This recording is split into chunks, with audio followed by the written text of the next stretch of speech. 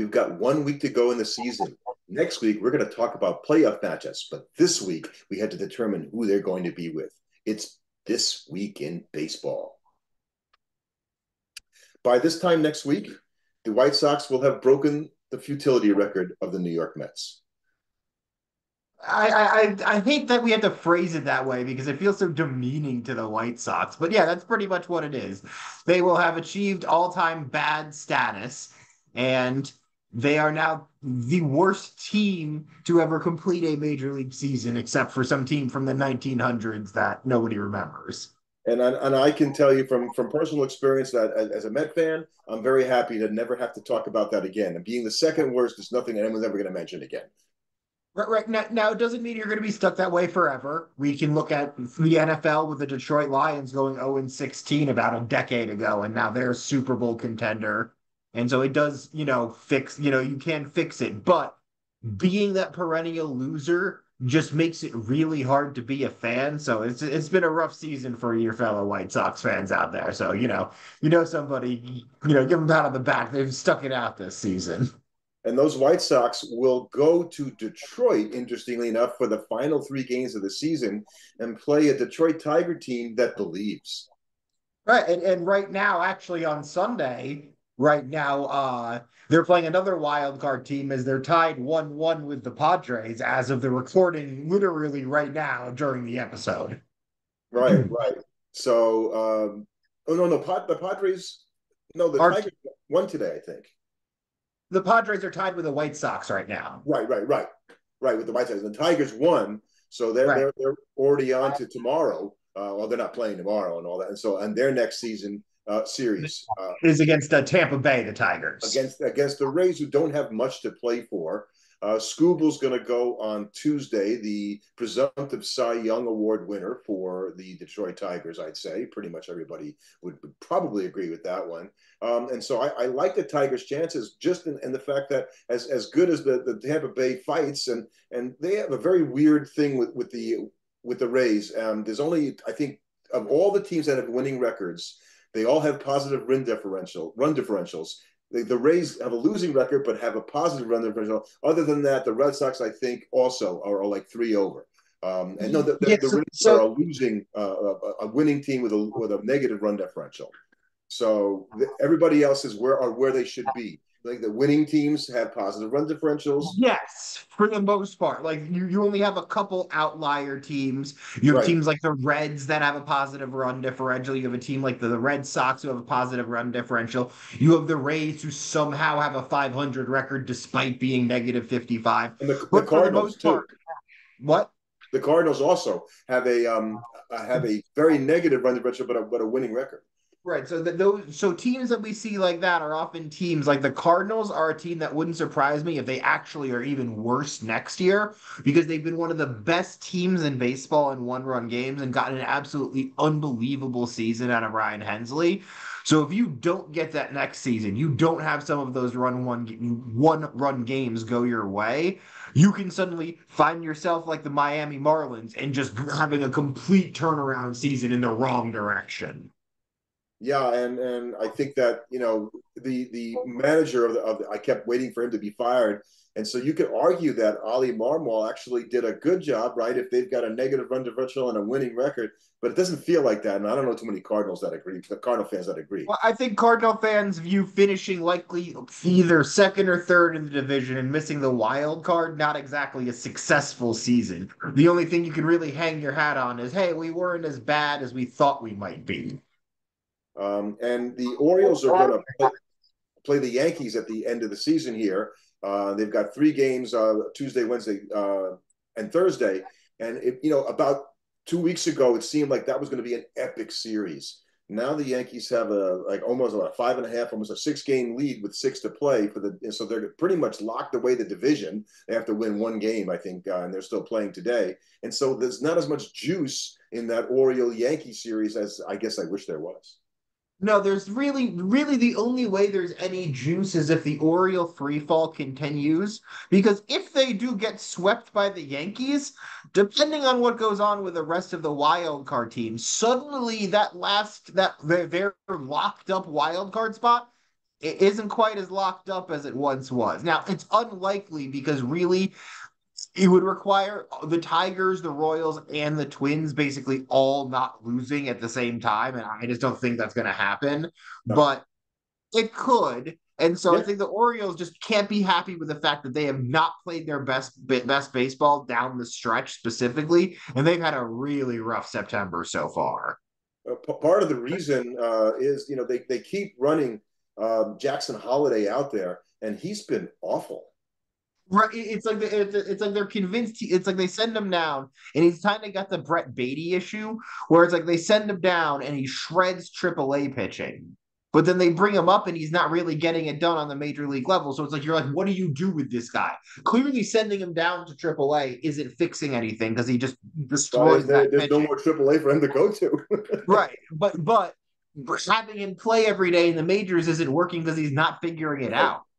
right. And the Orioles are definitely grasping because they DFA'd Craig Kimbrell last week, and probably deservedly so. I mean, he was just awful. Oh But yeah. makes you think, do you think Kimbrell will pitch next year? I mean, the guy's going to probably be a Hall of Fame candidate. I think he's going to try, but man, what a way to end if in fact this is the way it ended. If he wants to pitch, there will be somebody that will Yes, give him a yes, you're go. right.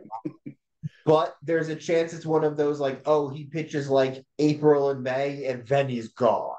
Right, right. Like he'll get that shot, but I don't think he gets another one if that's the case. And while we talked about the surging Tigers, we could also talk about the sinking Royals.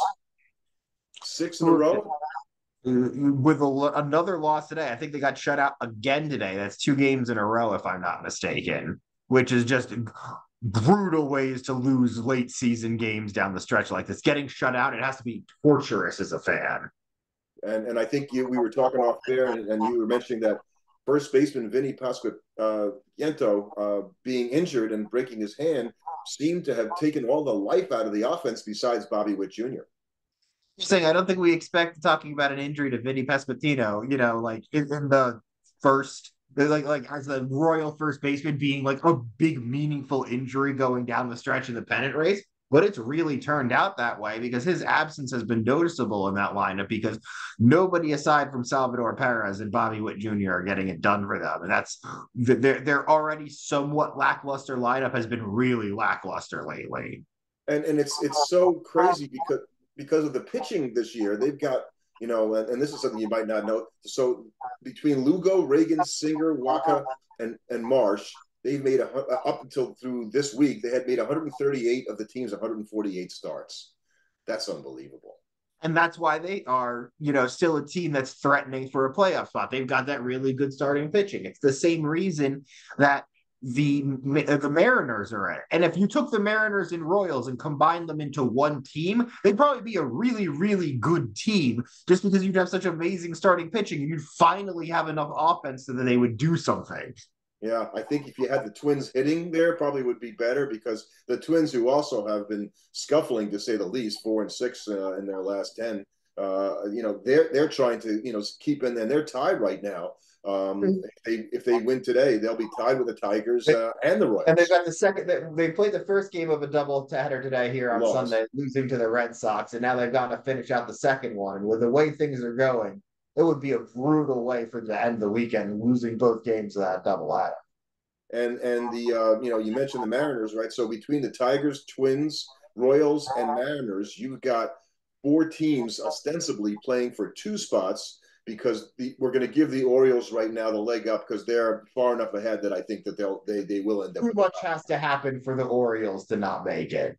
So, but the Kansas City's going to go to Washington, and so that you think would help them out. It certainly helped the Mets out this year because the Mets, after sweeping the Nationals the last time, ended up 11-2 against the Nationals, where their rival, the Braves, with whom they only have a 2-game lead over, they were 5-8 against the Nationals. So you could point to that one matchup as being the key. The Nationals decided, who made it.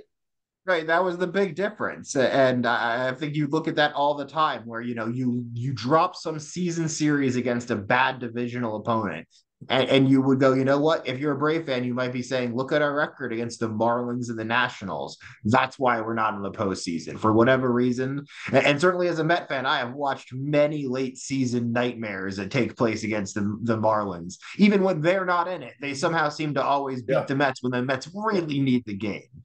And But yeah. I am going to say this. I feel like we've avoided the topic for long enough. Yep.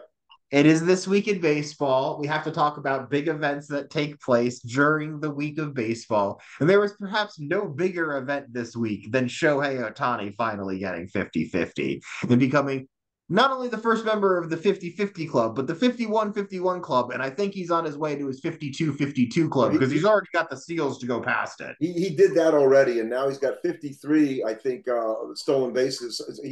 Yesterday he tried to steal on the weekend a base when they were down 3 and late in the game, and people are like, that's not the best baseball play ever. Good thing he made it. A good thing he just stole another one literally as we speak. He's now at 54.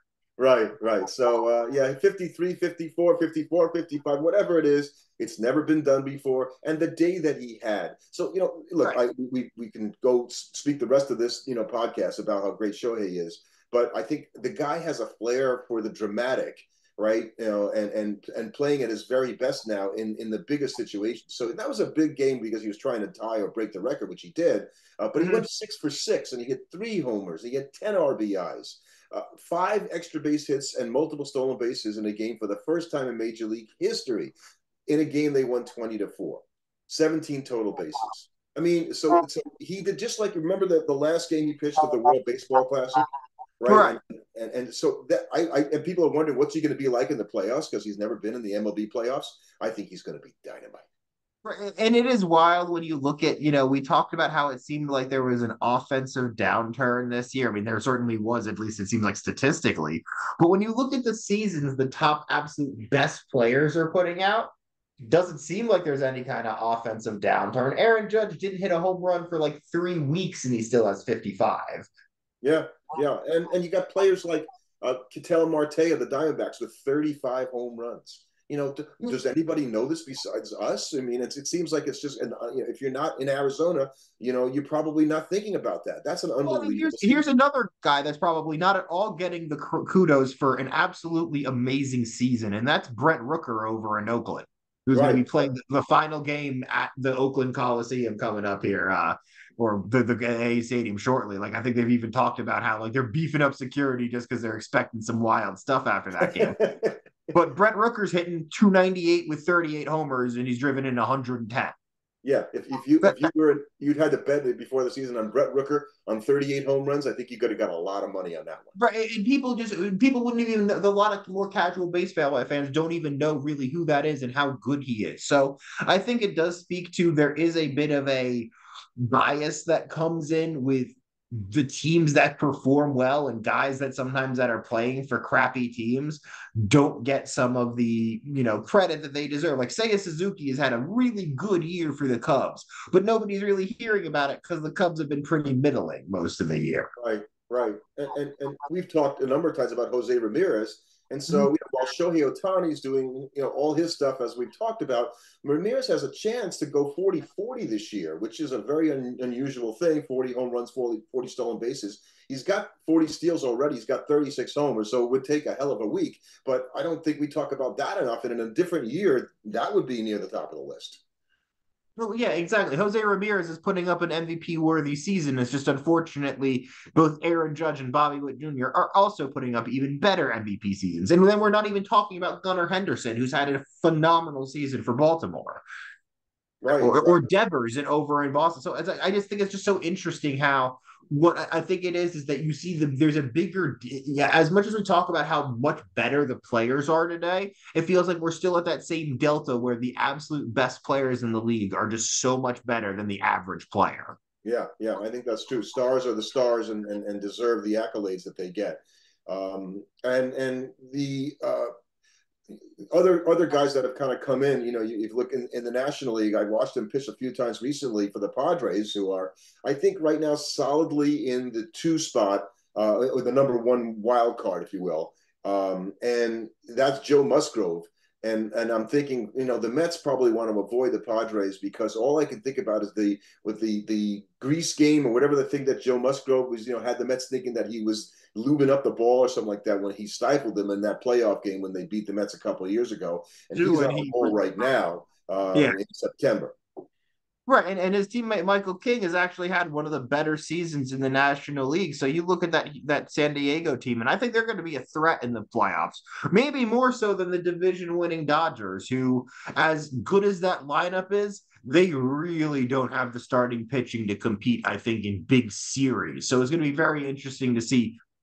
I mean, I'm not saying they can't win a playoff series because they can certainly bludgeon a team to death in the playoffs. But I think making a deep World Series run is going to be really hard when you look at those starting pitchers.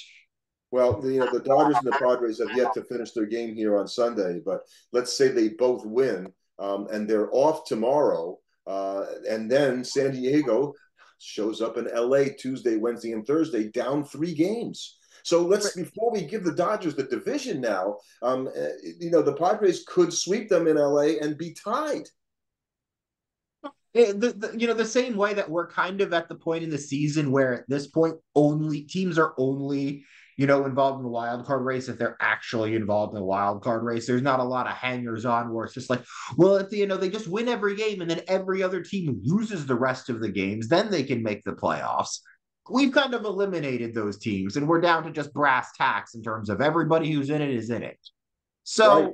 I think we're kind of looking at the same thing with that sort of situation. Yeah, sure. The Dodgers could lose the division, but let's be honest, the division winners are basically decided at this point, and we're just playing out the rest of the games. I would say of all the division winners, and you're giving it to the Dodgers, and probably that is what's going to happen. It's still hard to come back from 3 down with 6 to play. Let's be honest. But the Dodgers are so shaky and the pitching rotation that I could see them losing their first series. Oh, I totally think that's a distinct possibility. Like that, the Dodgers could very much struggle in the postseason, and that's why both the Padres and the Diamondbacks could end up with a better postseason than the Dodgers. Right, and the Dodgers, I think the Diamondbacks finished with the Dodgers, if I'm not mistaken, as well, which is going to be very interesting also because they got something to play for, obviously, and that could be a future. No, excuse me, San Diego plays at Arizona the last 3. The Dodgers go to Colorado for the last 3 games. That's a good thing. So that's actually really good that the Padres are playing the Diamondbacks down the stretch for at least for teams like the Mets and the Braves because at least one of them's got to be taking losses then.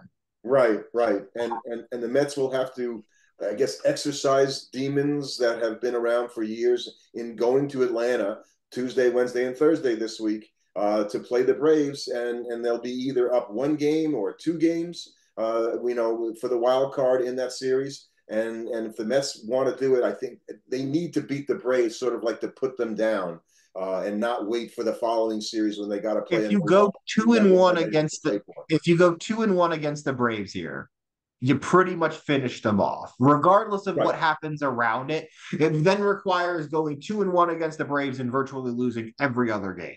So and they get the tiebreaker if they can somehow win that series, and that's makes that series even more important. As a baseball fan, you have to love it. You're going to have a bunch of series coming up this week between divisional opponents that are basically saying, hey, win this series and you're in. And that's exciting baseball. I am sure next Sunday is going to be a very fun Sunday, just seeing teams jockeying for position because we might have a lot of races still coming down to the wire. Right. And all those Sunday games take place at 3:20 Eastern time. So we'll record after those games are over so we can preview a little bit of the playoffs, because the playoffs are going to be, starting right up on Tuesday after next Sunday. So it's here, baby. It's on. It's that time of year. For sure. But even though the playoffs are coming for next week, there's still a lot of stuff happening in baseball that I think like people haven't heard about. So, I mean, I think it's time again for just going for things that you might not have heard. And things you may not have heard, our new segment. Right. And so starting off with that, we're looking at what has been something that has been discussed in baseball ad nauseum, which is the drop in home runs. And so we're looking at the teams that are finishing with 200 home runs, since team home runs is a pretty stable statistic, unlike looking at individual home runs. So if we're looking at teams that finish with 200 over 200 home runs, last year we had 13. This year we're only going to have 8, and we're only on pace for that. The only two teams that actually have that are the Yankees and the Dodgers. So I just think it's interesting that we could be very low with the total number of teams hitting home runs. So even though the stars are hitting home runs, not everybody is. Yeah, yeah. And thanks to our friend David Harris for that. He comes up with some really interesting stuff. And he had a couple of other ones I thought this week that were interesting. And that is that leadoff hitters have 30% more steals than any other batting position. Cleanup hitters have 28% less than any other position. Well, I guess that's not that surprising when you think about the difference, though, between the two things. It makes a guy, and Ohtani could be a cleanup hitter if they didn't. They just bat him leadoff. Right, exactly. He's sort of the exception to the rule because most of the time we see the leadoff hitters are the fast guys do bad in the leadoff spot. And it's also about the likelihood. I think there's just not a lot of times your cleanup hitter is getting on base. And then it's like, oh, yeah, let's have him steal here. Right, right. And did you read the stuff this week that Tyler Kepner in the Athletic wrote an article on Friday where he was talking about the difference between what he's calling a high quality start and a quality start? It feels needlessly pedantic, but what are baseball statistics if not that? So we all know what a quality start is, and I think we always sort of looked at it as quality start as okay, 6 innings, 3 runs, that's a 4.5 ERA. Why is that so good? But the idea was that I guess it keeps your team in the game is the point. Mm-hmm.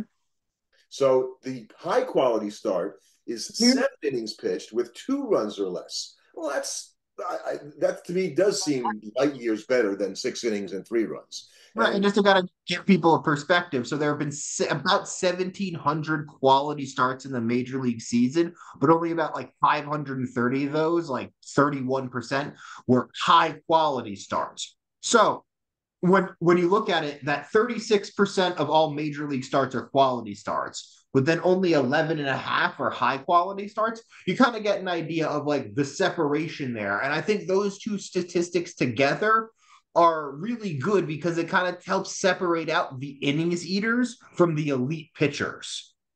I think that's a good point. And it's funny because when you go to the playoffs, I don't think it matters anymore because I don't know how many, I haven't looked lately, but for a pitcher to go 7 innings as a starter in the playoffs, I think managers are much more quicker to pull the hook and every game means everything and they don't wait. So I think it's harder to get those kinds of high quality starts in the playoffs compared to obviously years ago when guys like Koufax would pitch complete games in the World Series. You pretty much have to be perfect through 6 to have a good shot of going into the 7th, even if you make a mistake, just because teams are going to be so quick to pull you in the playoffs when you're on that third time through the order. Right, right. And so I think, all that does now is you see these guys, it helped you during the season because you didn't need to use your bullpen as much. And that's where you realize the benefit in the playoffs because your bullpen isn't hopefully as exhausted as it would have been if your guys could only go 5 innings. And so I think that it's really interesting, and we've been seeing a lot of, we've talked about some of, the statistic stuff that we've seen. We mentioned Ryan Hesley's incredible season. He's tied for the lead with 46 with Emmanuel Clase over in Cleveland. We mentioned how, Jackson Holliday being bad, just to kind of put a number to that for people. He's been striking out at a 6-to-1 ratio in terms of strikeouts to walks, and that's just rough when you look at it. And I think probably the most surprising thing I heard this week was that Pablo Sandoval was trying to get back into the major leagues as, wait for it, a pitcher. He made a start for the Atlantic League team and actually threw like 5.5 scoreless innings. So that's just stunning to me that he was able to do that. I haven't seen any video on that yet, but just thinking Big Panda up there on the mound, I mean, who would he? It'd be fun to watch.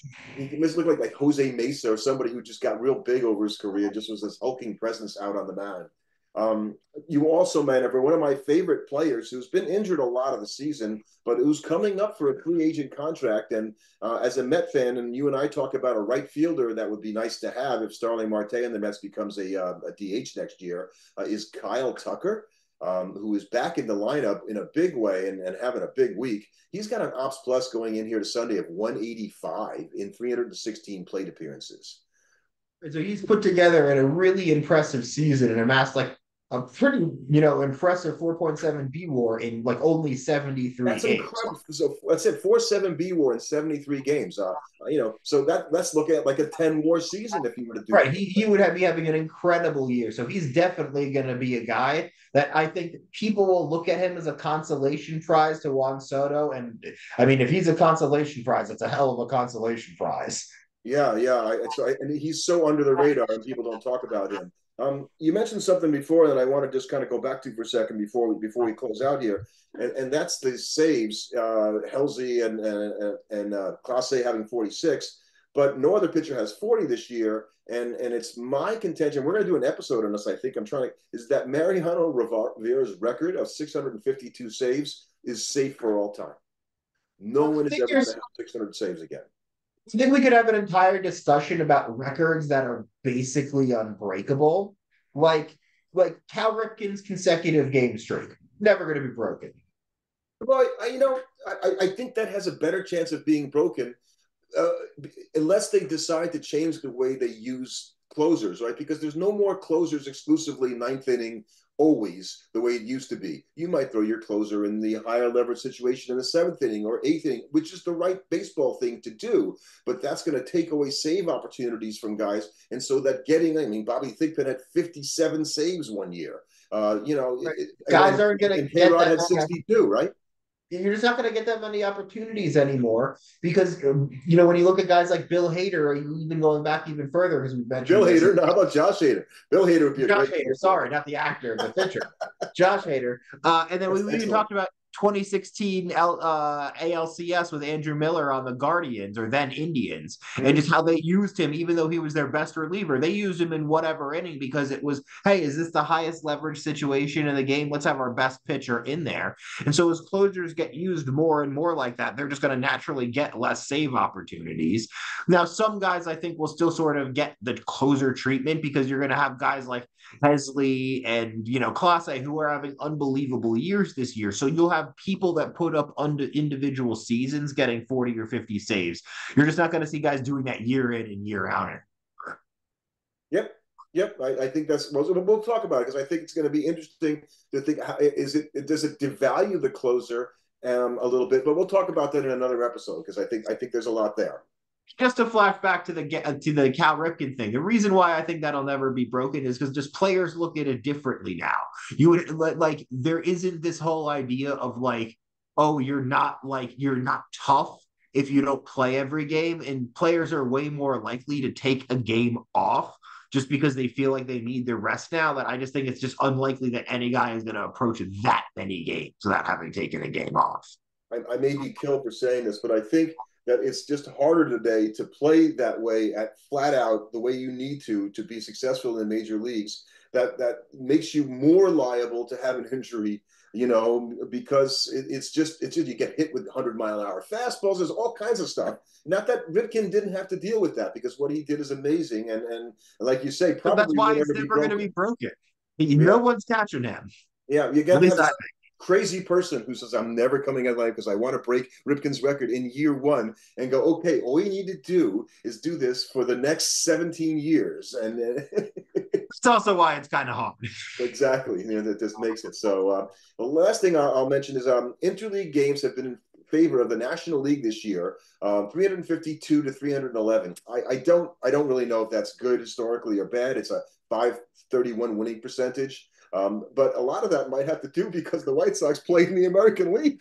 Right, the White Sox are 21 games under 500 against the NL, so that's kind of a big part of the reason why the NL has such a big lead. So if we take them out, it's a lot closer. But then you kind of also say, well, why don't we take out the Marlins, who have been equally Right. terrible against the AL? They're only 12 games under 500. So then it only kind of, if you do that, then it shrinks by 9. And it's like, okay, well, I mean, the NL was better this year, but I don't think that has any kind of impact on who's going to win the World Series. I wouldn't be surprised to see an American League team win the World Series this year.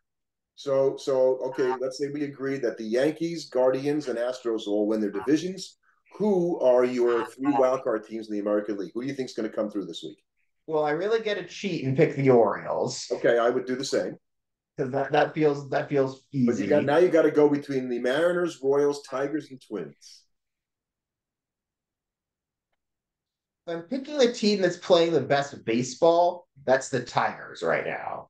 They're the Okay. team that's playing the best, and so I'd be picking. If you're saying trends hold as they are, then I think you would be picking against the Royals and the Twins right now, which is wild to think about. The teams on the come, the Tigers and the Mariners. Right, you would pick on them. I think the Mariners have still a little too far to climb at only 80 wins right now.